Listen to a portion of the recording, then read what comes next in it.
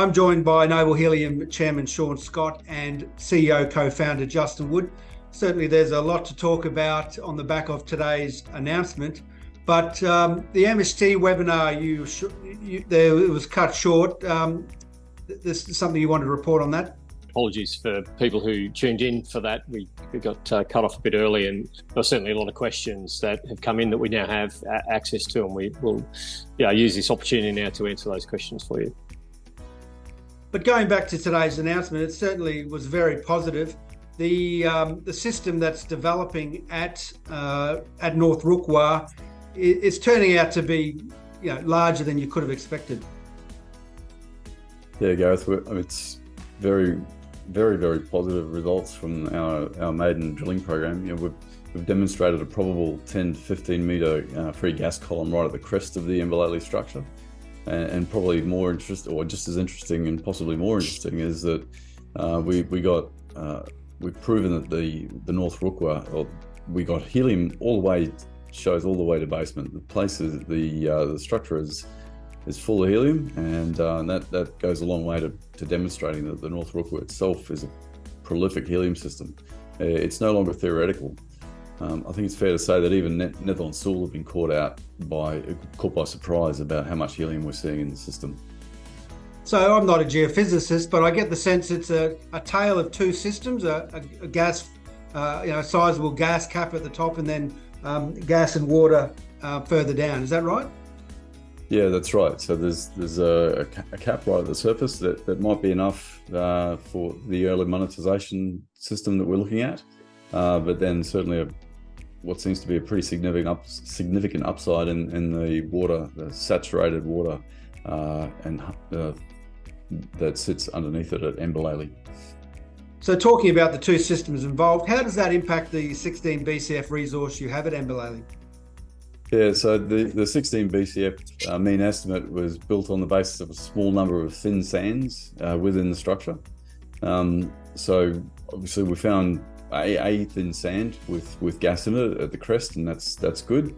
The system's saturated enough to provide us with helium and nitrogen at the cap. But our modelling work always told us, or showed us, working with Oxford, that we could expect as much, if not more, helium in the water. And that seems to be playing out. It's quite clear that we'll need to, we've seen 2 to 3% helium exsolving from gas in the gas that's exsolved just in the small sample that we've brought to surface. We're obviously going to need to redo the Mbalele resource number. That 16 BCF has not gone away, and in fact it even opens it up. The system could be significantly bigger than we expected. We're just going to need a different production system, and I think we have the know-how certainly to extract that economically, but we're working on that. Remember that helium is extremely valuable. You don't need much to make this work. We don't need much to make this work economically. So what production systems are you looking at to bring this prolific helium system to surface? Yeah, so it's likely to be a bit of a hybrid. So we've obviously got the gas cap at surface. We'll go back and test that and get a proper sample from it in the coming months, and that could well underpin or form the basis for a commercialization project. But then we're in the water that sits underneath it all the way down to basement. We'll be leveraging the know-how within the Queensland coal seam gas industry here, and working with the University of Queensland, who are effectively the research arm of the coal seam gas industry here, to do it smarter. What we do is depressurize. So the way the coal seam gas industry does it is you reduce the hydrostatic pressure, and the gas starts to flow. And we're seeing, as I said, 2 to 3% helium coming out of solution. Relies on that helium concentration for economics, and also the fluid flow rates. So we know that it works mechanically. The physics of it are robust. What we've found is a phenomenal thickness of reservoirs that are saturated in helium, which now presents quite a significant upside.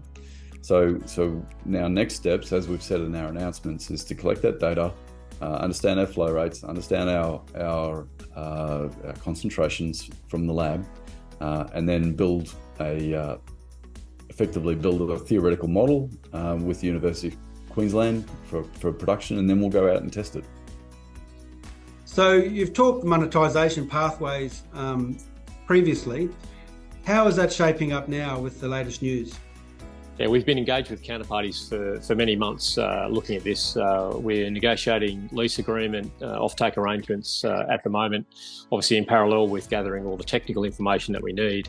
And as noted, we've ticked a bunch of the boxes that we wanted to tick with the results of the drilling so far. But we'll obviously need to close that out with the flow test work just to confirm where we're at. And I guess as noted and as Justin said, we only need 0.2 BCF per annum of gas, so 2 BCF for a 10-year contract. You know, that's a very small amount and very achievable with the information that we've got to hand already. So Justin, it all sounds very positive at North Rukwa. How are you feeling about things overall? Yeah, thanks, Gareth. I'm feeling elated, really, and satisfied. We set out to prove that the North Rukwa was a prolific helium system, and I think we've done that. I think we've hit it out of the park. You know, you can't find helium if it's not already there, and we've found it in spades. You know, we've got nitrogen and helium so saturated that it's forming a gas cap right at the crest of the structure, and then as we drill down, we've seen gas bubbling out through the system, clearly saturated. And look forward to now applying this technology that we're pretty confident we'll be able to use to commercialise that.